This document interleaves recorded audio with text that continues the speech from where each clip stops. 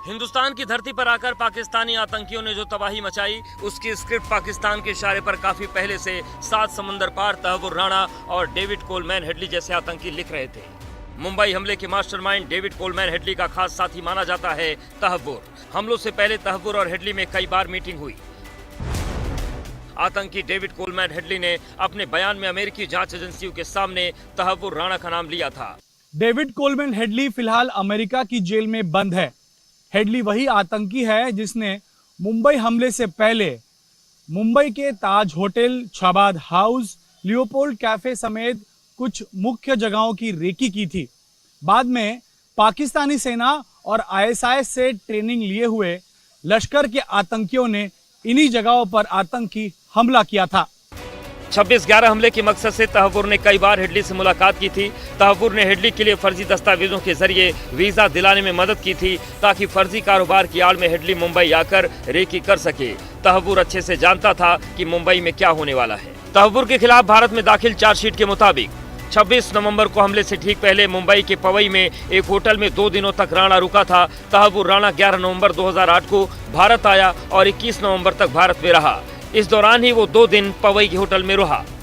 मुंबई हमले की प्लानिंग के दौरान डेविड कोलमैन हेडली और तहव्वुर हुसैन राणा के बीच ईमेल के जरिए बातचीत होती थी, जिसका रिकॉर्ड भारतीय एजेंसियों के पास है।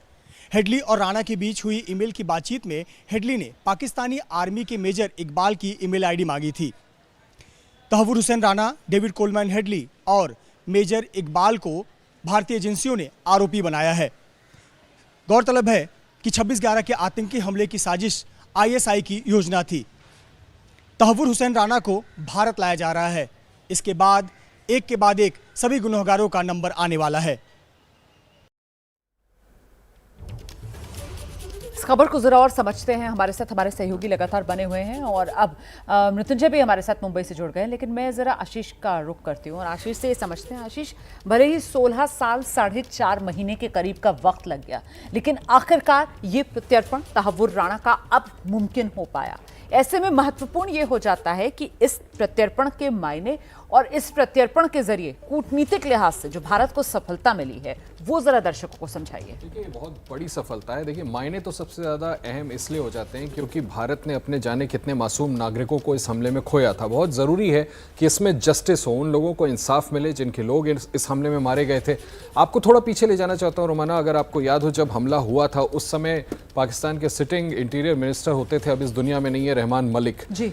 ऐसे एविडेंस डॉसियर में सबूत दिए थे भारत ने, विश्व पटल पर यूनाइटेड नेशंस के सभी मेंबर नेशंस को दिया था कि आखिरकार रहमान मलिक को बाकायदा औपचारिक प्रेस कॉन्फ्रेंस करके पहली बार ये बात मानना पड़ा था कि हाँ, पाकिस्तान से 10 आतंकी गए थे भारत में मुंबई पर हमला करने के लिए। तो भारत उस समय पाकिस्तान को एक्सपोज करने में कामयाब हुआ था। उसके बाद कसाब ने जो कुछ बातें कबूल की, उससे पाकिस्तान को एक्सपोज करने में कामयाब हुआ। ये कसाब के बाद एक इतना बड़ा कैच है कि एक बार फिर से पाकिस्तान विश्व के सामने एक्सपोज होगा कि कैसे मुंबई में यह हमला पाकिस्तान ने सोच समझ करके बाकायदा पाकिस्तानी हुकूमत की मदद से इस हमले को करवाया गया था।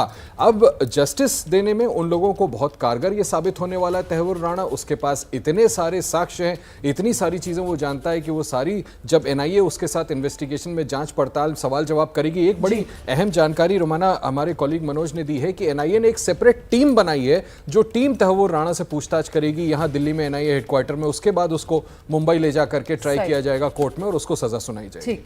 ठीक है, इस चर्चा को हम आगे बढ़ाएंगे। देखिए, तहव्वुर राणा अगर आज भारत आ रहा है तो फिर इसके पीछे मोदी सरकार की एक बेहद महत्वपूर्ण रणनीति है जो कारगर रही है, लेकिन इसे अंजाम तक पहुंचाने में एक और चेहरा है जिसने 17 साल पहले अपनी आंखों के सामने ये हमला देखा और आज उसी की निगरानी में तहव्वुर राणा अब वापस आ रहा है। सदानंद दाते 2008 हमले के दौरान आतंकियों का मुकाबला किया।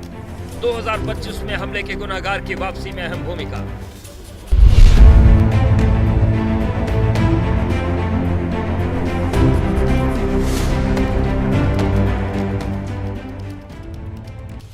दो 2008 मुंबई हमले के दौरान नायक बनकर उभरे क्राइम ब्रांच के अधिकारी सदानंद दाते पर आज देश भर की निगाहें टिक गई हैं। महाराष्ट्र एटीएस के प्रमुख रहे और अभी एनआईए के डीजी सदानंद दाते की निगरानी में मुंबई हमले के आरोपी तहव्वुर राणा को भारत वापस लाया जा रहा है।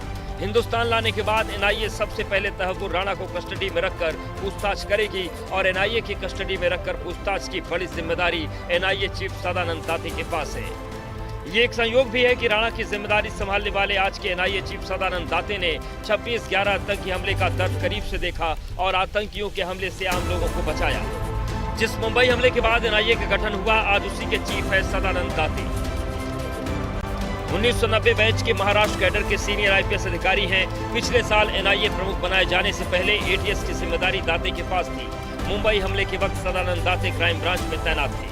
जब उन्हें खबर मिली कि पाकिस्तानी आतंकवादी कामा हॉस्पिटल के पास है और वहां आम लोगों की जान खतरे में है, तो बिना देर किए दाते एक छोटी टीम लेकर मौके पर पहुंचे। अस्पताल की छत पर आतंकी कसाब और इस्माइल ने कब्जा कर रखा था।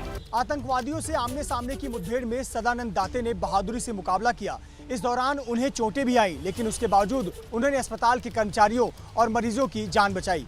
इस बहादुरी के लिए सदानंद दाते को राष्ट्रपति पदक गैलेंट्री अवार्ड से सम्मानित किया गया।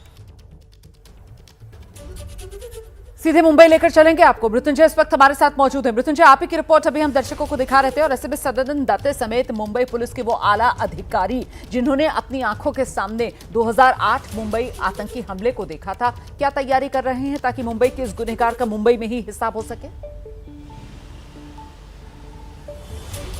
बिल्कुल, देखिए, निश्चित तौर पर सदानंद दाते की अगर बात करूं तो 1990 बैच के आईपीएस अधिकारी हैं। बहुत बहादुर ऑफिसरों में उनकी काउंटिंग होती है और इतना समझ लीजिए कि पिछले कुछ सालों के अगर मैं उनके काम की बात करूं तो जम्मू कश्मीर में एसआरपीएफ की चीफ पोस्ट पर रह चुके हैं, सीबीआई में काम कर चुके हैं, एनआईए के चीफ है और अब एनआईए की चीफ रहते हुए ही तहव्वुर राणा का जो भारत लाया जा रहा है, तो सबसे पहले आमना सामना इनका यहाँ पर होगा। और यह आमना सामना 26/11 हमले के दौरान भी इस तहव्वुर राणा के जो इसकी टीम के आतंकी थे उनसे आमना सामना तो हो ही चुका था। आपको बता दें कि 26/11 की काली रात को उस समय क्राइम ब्रांच के अधिकारी थे सदानंद दाते। इन्हें जानकारी मिली कि कामा हॉस्पिटल, जहां पर बच्चों और महिलाओं का हॉस्पिटल है, वहां आतंकवादी बढ़ रहे हैं और अगर अस्पताल में चले जाते तो वहां जैसे सीएसटी स्टेशन पर हुआ था वही आतंकवादी कसाब और इस्माइल कामा हॉस्पिटल पहुंच रहे थे, वहां भी वो खून खराबा करते।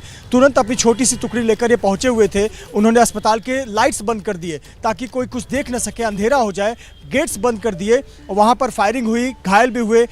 उसके बाद अपनी टीम को लेकर ये लीड करते रहे, लोगों की जान बचाई। तो इस प्रकार के अधिकारी हैं। अब उनके सामने तहव्वुर राणा आएगा तो एनआईए की तैयारी है। देखिए, ये जो एनआईए पूछताछ करेगी, ये 2009 में कॉन्स्पिरेसी का केस दर्ज किया गया एनआईए में, देश के खिलाफ जो युद्ध छेड़ने का मामला था कॉन्स्पिरेसी का, उस मामले में पूछताछ होगी और निश्चित तौर पर संबंध तो 26/11 से ही है। और ये बड़ी महत्वपूर्ण जानकारी आपने दी है कि जो एनआईए की कस्टडी जिसमें कहा जा रहा है कि साहब दिल्ली में भी रहेगा, तो ये 2009 में जो एनआईए ने केस दर्ज किया था उसमें ये महत्वपूर्ण जानकारी है। उसमें एनआईए यहां पर अपनी जांच आगे बढ़ाएगी और फिर 2008 जो मुंबई पर आतंकवादी हमला हुआ था उसको लेकर मुंबई पुलिस की एक सेपरेट जांच होगी।